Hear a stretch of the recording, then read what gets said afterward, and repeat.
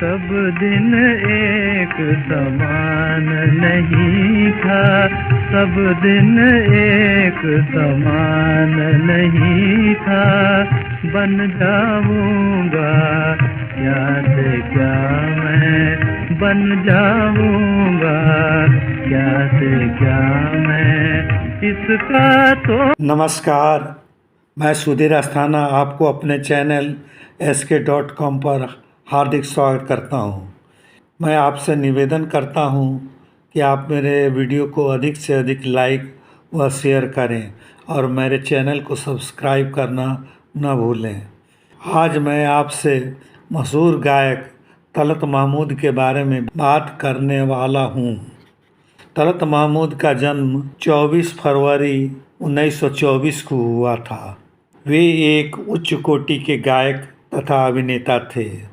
अपनी थरथराती आवाज़ से मशहूर उनको गज़ल की दुनिया का राजा भी कहा जाता था। उनका जन्म लखनऊ में हुआ था और वे अपनी माता तथा गायक पिता की छठी संतान थे। उनके पिता अपनी आवाज़ को अल्लाह का दिया गला कहकर अल्लाह को ही समर्पित करने की इच्छा रखते थे। वे केवल इस्लामिक धार्मिक गीत गाते थे। बचपन में तलत ने अपने पिता की नकल करने की कोशिश की, जिसका घर में ज़्यादा समर्थन नहीं मिला। उनकी एक बुआ उनको सुनती थी और प्रोत्साहन देती थी। उन्होंने ही अपनी जिद पर किशोर वय तलत को संगीत की शिक्षा के लिए मारिस कॉलेज में दाखिला भी करवा दिया। 16 साल की उम्र में तलत को कमल दास गुप्ता का गीत सब दिन एक समान नहीं गाने का मौका मिला। सब दिन एक समान नहीं था, सब दिन एक समान नहीं था। बन जाऊंगा क्या से क्या मैं, बन। यह गीत प्रसारित होने के बाद लखनऊ में बहुत लोकप्रिय हुआ। लगभग एक साल के भीतर प्रसिद्ध संगीत रिकॉर्डिंग कंपनी HMV की टीम कलकत्ता से लखनऊ आई और पहले उनके 2 गाने रिकॉर्ड किए। उन गानों के चलने के बाद तलत के 4 गाने और रिकॉर्ड किए गए, जिसमें गज़ल तस्वीर तेरा दिल मेरा बहला न सकेगी भी शामिल थी। यह गज़ल बहुत पसंद की गई और बाद में एक फिल्म में शामिल भी की गई। तस्वीर तेरी दिल मेरा बहला न सकेगी, तस्वीर तेरी दिल मेरा बहला न सकेगी।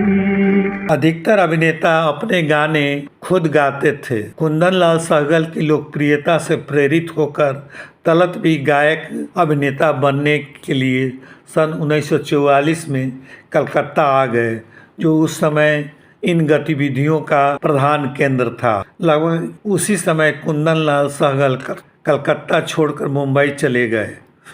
कलकत्ता में संघर्ष के बीच तलत की शुरुआत बंगला गाने से हुई। रिकॉर्डिंग कंपनी ने उन्हें गायक के रूप में तपन कुमार का नाम दिया।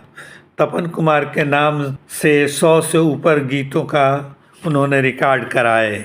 न्यू थिएटर्स में 1945 में बनी राजलक्ष्मी तलत को नायक गायक बनाया।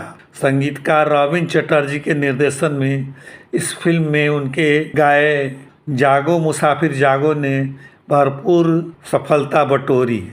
उत्साहित होकर वे मुंबई आकर अनिल विश्वास से मिले। अनिल दा ने यह कहकर उन्हें लौटा दिया कि वे अभिनेता बनने के लिए बहुत दुबले हैं। बदन पर चर्बी चढ़ाने की नसीहत के साथ तलत वापस कलकत्ता चले आए, जहां उन्हें 1949 तक 2 फिल्में ही मिली, तुम और वो और समाधि। कलकत्ता में काम में प्रगति न देखकर ये पुनः मुंबई पहुंच गए। अब की बार अनिल विश्वास ने उन्हें फिल्मिस्तान स्टूडियो की फिल्म आरजू में पर्दे के पीछे से गाने का मौका दिया। दिलीप कुमार पर फिल्माया गया गीत ऐ दिल मुझे ऐसी जगह ले चल हिट हो गया। तलत की कपकपाती आवाज़ संगीतकारों की निगाहों में जम गई। लगभग इसी समय संगीतकार नौशाद अपने लिए एक चहेते गायक की तलाश में थे। शंकर जयकिशन की फिल्म बरसात 1949 के हिट होने की वजह से नौशाद शंकर जयकिशन को संगीत के क्षेत्र में अपना प्रतिद्वंदी मानते थे। गायक मुकेश को शंकर जयकिशन के खेमे का आदमी समझते थे। रफ़ी या मन्ना डे पर तब तक उनकी निगाह नहीं गई थी, अतः तलत को उन्होंने अपने लिए गंवाने की सोची। 1950 में बाबुल के लिए तलत को एक बार फिर दिलीप कुमार के लिए गाने का मौका मिला।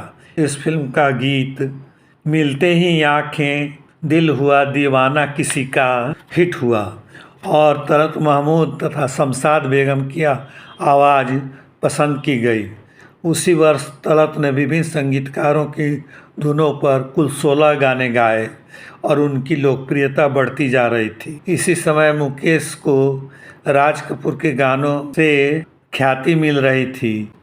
सेट पर धूम्रपान करने की आदत की वजह से नौशाद ने तलत को नज़रअंदाज करना शुरू की, पर दूसरे संगीतकार तलत से कुछ न कुछ गवाते रहे और 50 के दशक के बाद तक तलत की आवाज़ गूंजती रही।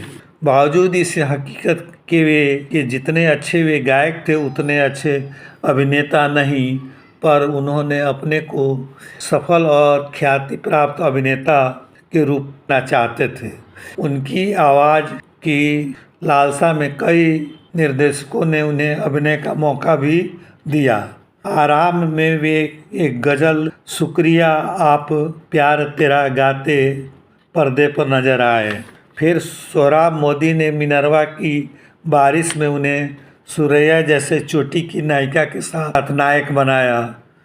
तो AR कारदार ने दिले नादान, डाक बाबू, एक गांव की कहानी वगैरह को मिलाकर 13 फिल्मों में नायक वे बन गए, पर गायन पर समुचित ध्यान न देने की वजह से वो पिछड़ने लगे और हाशिए पर चले गए, जबकि रफ़ी धीरे धीरे केंद्र में आ गए। अभिनय से कुछ हासिल न होने और गायन में बहुत कुछ गंवाने का एहसास 1958 में बनी सोनी की चिड़िया से हुआ।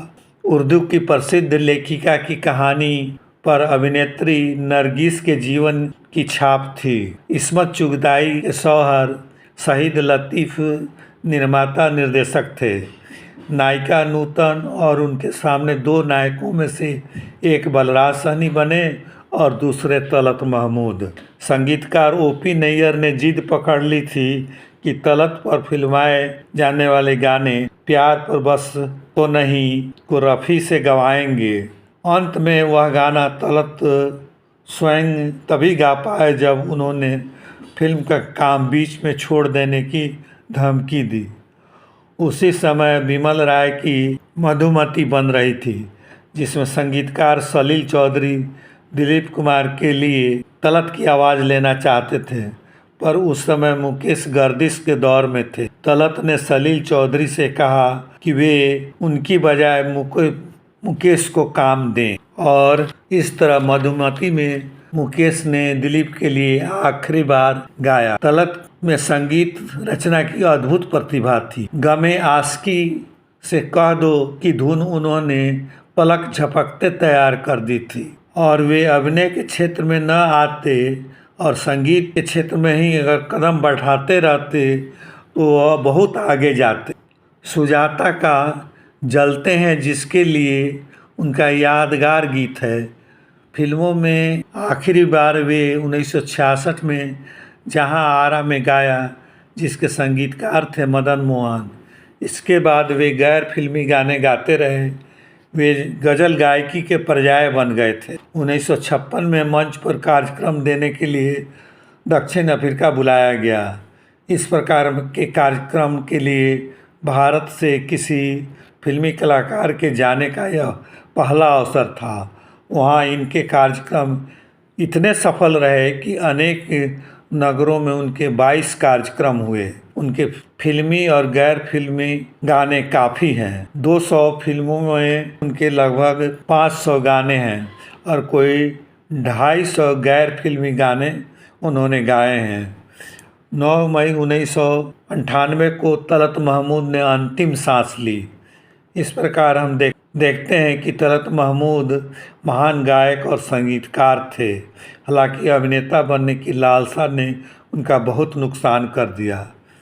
इतना ही कहकर मैं अपना वीडियो समाप्त करता हूँ। नमस्कार।